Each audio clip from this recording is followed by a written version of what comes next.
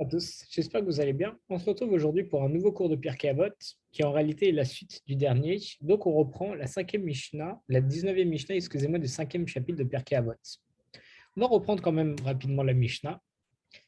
Kol mi sheyesh be'ado shlosha dvarim alelu, tout celui qui a en lui ces trois choses, mais talmidav shel Avram Avinu, ils sont considérés comme les élèves d'Avram Avinu. Et shlosha dvarim acherim, et trois autres choses, talmidam shel Bilam Arasha, ils sont considérés comme les étudiants, les descendants de Bilam Aracha.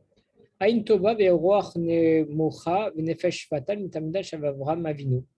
Alors celui qui a un œil désintéressé, un esprit humble et une âme modeste, ils sont considérés comme les disciples d'Avram. Par contre, à l'inverse, Aïn Ra ve'roach gevoa v'nefesh rechava mitamdash shel Bilam Aracha. Celui qui a un mauvais œil, qui est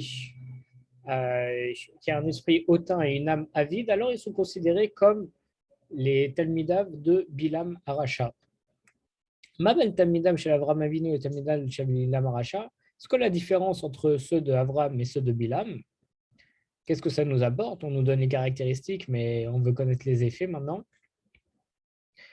Talmidav chez Avram Avinu, Ochlim Baolam Hazeh, Nochalim Baolam Haba. Les élèves de Avram Avinu, ils mangent, on va voir ce que ça veut dire, dans ce monde-ci, mais ils profitent aussi du Olam Haba. Chez Neymar, comme il est dit, il y a de quoi faire hériter ceux qui m'aiment et leur réservent. Aval, Tamidav Shal Bilam Aracha, par contre, les étudiants de Bilam Aracha, Yorshim Geinav Yorim Iber Shachat. Chez Neymar, Veata Elokim Taridem Iber Shachat, Anshedavim Umirma, le Retsu Yemem, Baniev Tarbar. Par contre, les étudiants, les disciples de Bilam Aracha, ils vont hériter du Gehinam, ils vont descendre dans la fosse de l'anéantissement, comme il est dit, toi, Hachem, tu les fais descendre dans la fosse de l'anéantissement, ces hommes de sang et de perfidie ne vivront pas la moitié de leur jour, quant à moi, j'espère en toi. C'est tiré d'un Télim, du 55e Télim. Alors, on a vu dans la première partie qu'est-ce que ça signifie avoir un œil désintéressé, un esprit humble et une âme modeste. Pourquoi est-ce qu'on parlait de ça par rapport à Avraham Avinu? Pour ceux qui veulent étudier un peu plus en profondeur, je vous invite à voir la précédente vidéo. Mais pour résumer, c'est justement Avraham, sa caractéristique, c'est le chesed, c'est de faire du bien, inviter les gens, n'importe qui. On sait que sa tante, elle avait 4 entrées pour que peu importe d'où on arrive, on puisse rentrer directement dans la tente sans faire de détour. D'ailleurs, c'est même dans la paracha de la semaine où il a reçu les anges alors qu'il était fatigué. Et c'est ça la grande mida d'Avraham Avinu, sa grande qualité. Et donc, les disciples d'Avraham Avinu, on dit qu'ils ont un œil désintéressé, un esprit humble et une âme modeste parce qu'ils ne vont pas aller vers les gens riches pour les aider, pour avoir quelque chose en retour. Ils ne vont pas aller vers certains juifs et pas d'autres. Non, peu importe qui arrive, et c'est vraiment que pour la mitzvah et que pour leur bien qu'on va faire ça. Ce n'est pas pour recevoir un salaire en retour, pas pour recevoir aucune ona. Ona, c'est quelque chose qu'on pourrait recevoir. Que ce soit même, on dit que par exemple, par exemple, au problème de limite des intérêts, quand on prête de l'argent à quelqu'un, on sait qu'on n'a pas le droit de lui demander de nous rendre l'argent avec un peu plus d'argent parce qu'on lui a prêté pendant une certaine durée. Et en vrai, le rebit, c'est toute forme d'ONA. Les intérêts, ça peut être toute forme d'ONA, de plus-value, on va dire. Par exemple, il ne peut pas me donner de l'argent et en plus m'offrir des chocolats pour me remercier. Non, parce que c'est considéré comme un intérêt. Et pareil, même le fait d'être plus gentil avec cette personne, etc., parce qu'il nous a prêté de l'argent, ça peut être considéré comme de la ONA, du rebit, et donc on n'a pas le droit de le faire. Et on voit qu'Abraham, il a tiré aucune ona. Il veut ni des remerciements particuliers, ni que les gens parlent de lui en disant ah, tu sais, Abraham Avinu, il invite tout le monde, il fait du bien. Non. Bien entendu, à l'inverse, les disciples de Bilam Aracha, ils vont chercher à aller toucher les riches, à aller toucher les personnes qui sont influents pour pouvoir les aider plus tard. Et chaque chose sont faites un peu d'un mauvais œil et dans notre intérêt personnel. Alors, on va s'attaquer à la deuxième partie de la Mishnah, qu'on n'a pas eu le temps d'expliquer la dernière fois. Deuxième partie, elle nous disait Ma ben talmidam shel Avraham Avinu le talmidam shel Bilam Aracha. Maintenant qu'on connaît les caractéristiques des disciples d'Abraham et de Bilam, on se dit, bon, ok, je peux choisir, mais en réalité, qu'est-ce que ça va engendrer? Quelle va être la récompense de ceux des disciples et le, parce qu'on comprend qu'il y en a un qui est bon et l'autre qui est mauvais, pour ceux qui sont de Bilam. Alors la Mishnah nous l'explique tout de suite en nous disant Talmidash Avram Avinu, les disciples d'Avram Avinu, Ochlim Baolam Hazeh venochalim Baolam Haba. Ils vont manger dans ce monde-ci et hériter dans le monde futur. En fait, quand on dit manger, on parle de jouir des fruits de nos bonnes actions. Parce qu'on sait que normalement, lorsqu'on fait une mitzvah, Akadosh Baruch Hu, il prend toute cette mitzvah pour la mettre dans notre capital pour le Olam Haba.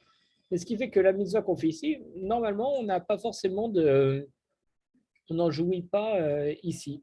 On voit qu'il y a des grands Baal et Chesed, des personnes qui font énormément de bien toute la journée, de très grands rabbanim. Et on voit, ils sont dans des situations un petit peu délicates, ils sont un petit peu pauvres, ils peuvent avoir des problèmes, etc.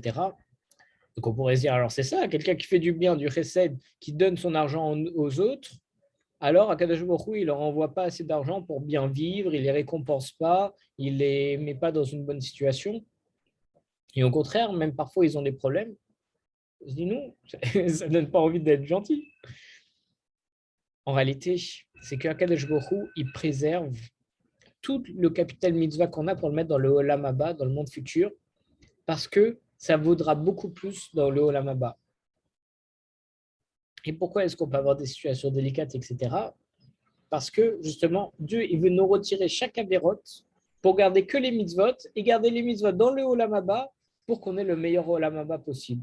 D'ailleurs, on dit qu'une heure de limoud, une heure d'étude dans le Olam Hazeh, dans ce monde-là, il vaut mieux que je ne sais combien de temps dans le Olam Haba, dans l'au-delà. Parce qu'on a du mérite à étudier ici, parce qu'on a le Yetzer Hara, on a les empêchements, etc. Ce qui fait qu'on a un mérite.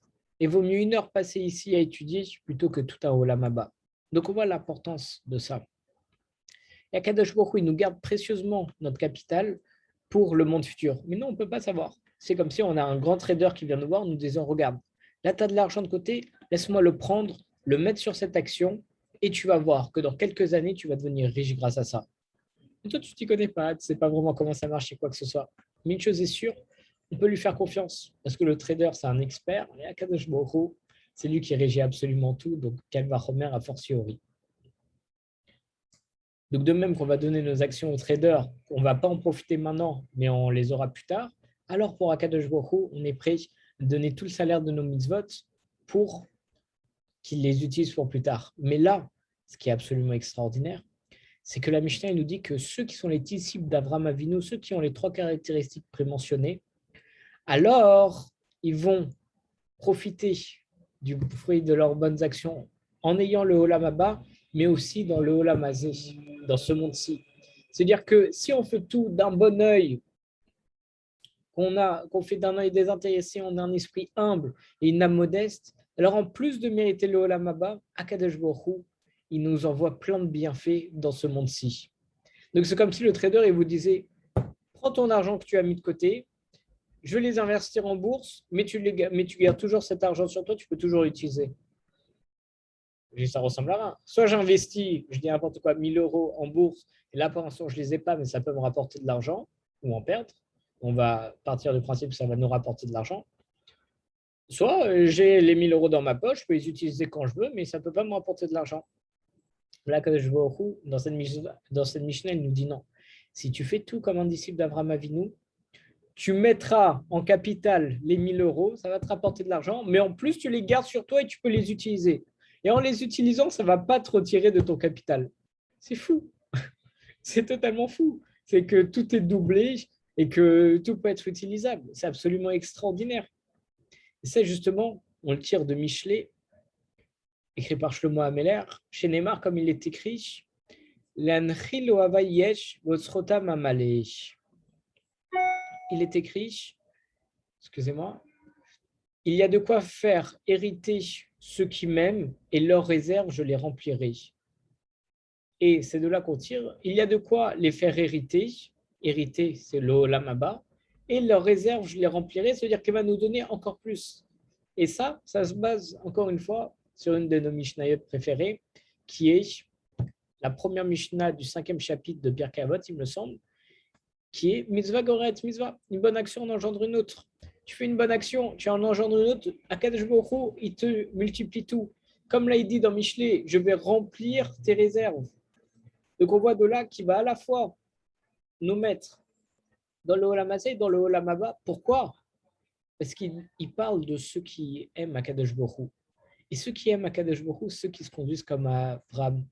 Parce que lorsqu'on aime Akadosh Baruch Hu, on aime ses créatures. Et lorsqu'on aime donc les créatures, parce qu'on aime Akadosh Baruch Hu, on ne va pas faire quelque chose pour nous, parce qu'on ne va pas avoir d'orgueil, mais on va faire ça que pour Dieu et parce que ce sont les créatures de Dieu. Ce qui fait que je ne vais pas aller servir un homme riche, par exemple, qui passe, parce que c'est un homme riche, mais parce que c'est une créature d'Akadosh Baruch Hu, tout ça pour servir en réalité Akadosh Baruch Hu. Donc on fait ça vraiment Lishem Shamaim, pour Dieu. Et pareil avec ça, en ayant un esprit humble, en disant c'est Dieu qui gère tout. Parce qu'on sait que, à l'inverse, quelqu'un d'orgueilleux, on dit qu'Akadosh Baruch Hu, il ne peut pas résider avec lui. Donc là, on veut que Akadosh Baruch Hu réside avec nous, donc on a un esprit humble, comme on a mentionné dans la Mishnah, et une âme modeste. On se rabaisse comme ça, on peut être avec Akadosh Baruch Hu, et on fait ça avec un œil désintéressé, comme on a dit, pour juste servir Akadosh Baruch Hu et ses créatures parce qu'elles ont été créées par Dieu. Et c'est pour ça que par ce mérite-là, par cet amour qui est montré par ces trois qualités, qu'Akadosh Baruch Hu nous enverra aussi bien dans le Olam Haba que dans le Olam Hazé. Par contre, Aval, Talmidav Shel Bilam Aracha, les disciples de Bilam Aracha, le mécréant, Yorshim Geinam et Yordim Niber Shachad. Ils vont descendre, ils vont hériter du Geinam et descendre dans la fosse de l'anéantissement. Chez Neymar, comme on voit dans les Télim, au Télim 55, Vatailokim Toridem Niber Shachat, Anche et Damim Omermal Lo Yersuma, Yemehem Vani Eftar Bar. Comme il y a marqué, comme on a dit, et toi, Dieu, tu les fais descendre dans la fosse de l'anéantissement. Ces hommes de sang et de perfidie ne vivront pas la moitié de leur jour. Quant à moi, j'espère en toi. Donc, on voit que dans ce Télim, il y a vraiment marqué que, à l'inverse que nous, on gagne le Olam Haba, le monde futur, le Gan Eden, le paradis, si on peut traduire ça comme ça. Alors, les disciples de Bilam Araché, ils vont avoir le Geinam parce qu'ils font rien les Shem Shamim. Une action qui n'a pas la bonne marshava, la bonne volonté et le bon objectif, alors elle peut totalement changer. Même si maintenant, je vais construire un kollel.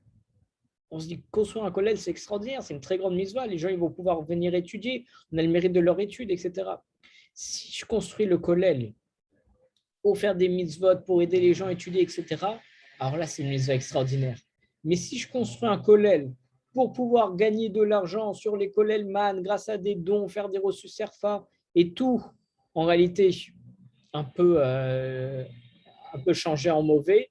Alors, malgré le fait que j'ai construit un kollel, certes, qui est une grande mitzvah, je l'ai fait avec une mauvaise intention. Et si je l'ai fait avec une mauvaise intention, comme on voit dans les Pirkei Avot, tout ce qui n'est pas les Shem Shamim, tout ce qui n'est pas fait avec une bonne intention pour Dieu, alors l'homme atzliar, ça ne va pas réussir, ça ne va pas tenir.